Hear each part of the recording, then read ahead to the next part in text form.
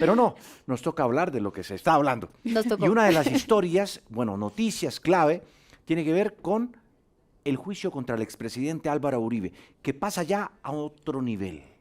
La Fiscalía deja de descubrir sus pruebas y material, bueno, sus evidencias para acusar al expresidente y exsenador, y ahora es la defensa del expresidente quien pone a hablar a sus testigos. Sí, señor, y pues justamente Laura Palomino, que es nuestra periodista judicial, preparó ese informe, Juan Diego, de los momentos fundamentales en esta audiencia y lo que se viene.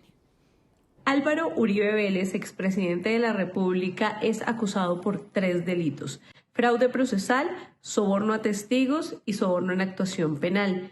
Desde febrero de este año se adelanta el juicio en contra del exmandatario de los colombianos, acusado de supuestamente sobornar testigos para que declararan a su favor. El 6 de febrero de este año se logra por fin dar inicio a este juicio, en el que Álvaro Uribe Vélez se declara inocente. No tiene riesgos que me vaya a declarar culpable, señora juez. La Fiscalía acusa al expresidente de supuestamente sobornar a testigos a través de sus abogados, más explícitamente a través del abogado Diego Cadena, que hoy en día enfrenta un proceso por estos hechos. Uno de estos testigos es Carlos Enrique Vélez, alias Víctor. Cuando él me dice que viene de parte del presidente Álvaro Uribe, y yo le digo expresidente, y él me ofrece una plata, me dice, hay una plata, hay 200 millones de pesos. Pero no todo está definido en este juicio, pues la defensa de Álvaro Uribe Vélez, en cabeza de los abogados Jaime Granados y Jaime Lombana, han logrado desacreditar a algunos testigos.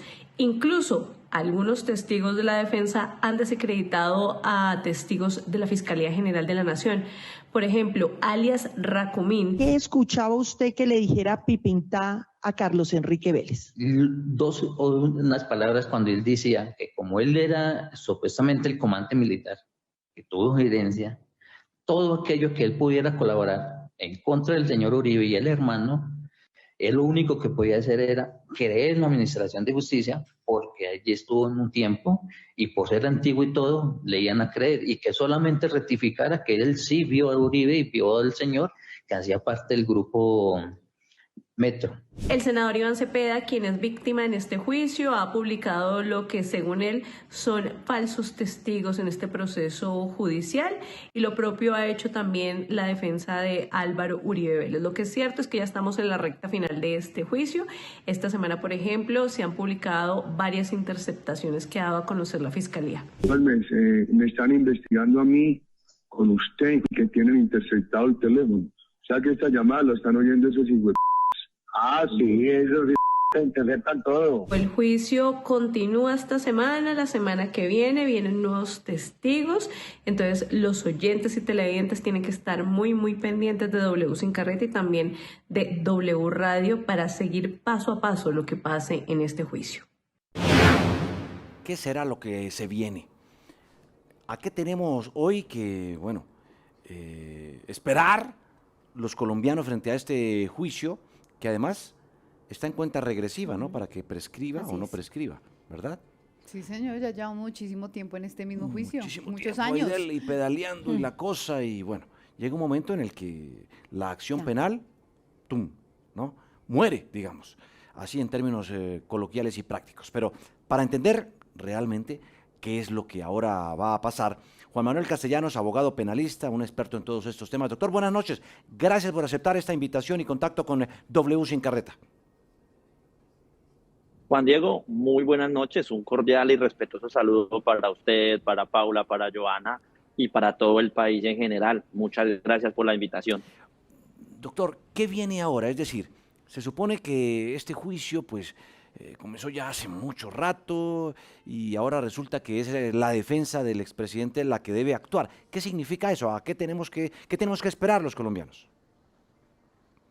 Bueno, Juan Diego, lo primero que tenemos que explicar es que en Colombia existe un debido proceso que está consagrado en el artículo 29 constitucional y en la ley 906 del año 2004. Cuando usted me pregunta por el juicio, pues estamos hablando únicamente de la audiencia de juicio oral, pero estamos dejando de lado la audiencia de imputación, medida de aseguramiento, el escrito de acusación, la preparatoria, y solamente nos vamos a centrar, de acuerdo a su pregunta, en la audiencia de juicio oral. ¿Qué sucede en la audiencia de juicio oral? En un primer momento, digamos que se presentan las partes y se tiene que dar una teoría del caso de manera obligatoria para la fiscalía, pero de manera que no es obligatoria para la defensa.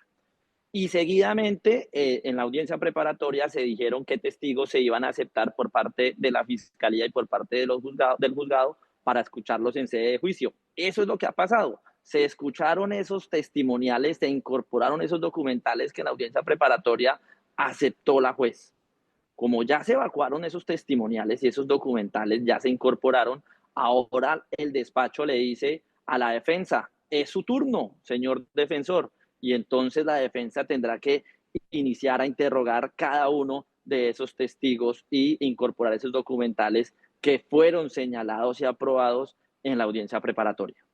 Claro, sí, abogado. Sin embargo, me queda una duda y es si la defensa del expresidente Álvaro Uribe puede hacer uso justamente de esos testigos que en su momento presentó la fiscalía. Claro que sí, digamos que existen dos momentos. Hay un primer momento donde la fiscalía le interroga de manera directa a cada uno de sus testigos y la defensa tiene el derecho a contrainterrogarlos. Eso es la primera parte. Aún más, la defensa también puede llevar a juicio de manera autónoma a los testigos que la fiscalía en su momento utilizó. Pero todo esto tiene que ser sometido en la audiencia preparatoria. A estos testigos que se comparten tanto en la teoría de la fiscalía como en la teoría de la defensa, se ha llamado los testigos en común. Por lo tanto, no se nos puede hacer raro que un testigo que fue llevado por la Fiscalía General de la Nación también puede ser llevado por parte de la defensa. Claro, ahora hace unos instantes decía Juan Diego pues que también tenemos que tener en cuenta esos tiempos porque ya llevamos pues bastante tiempo en este juicio y que no sabemos cuándo se agote todo este término procesal y yo sí quisiera que usted nos especificara cómo estamos de tiempos. Bueno, la prescripción en este proceso efectivamente se puede llegar a dar, pero acá hay que hacer una conclusión muy interesante para que nuestros televidentes y oyentes y todas las personas que nos acompañen lo tengan muy claro.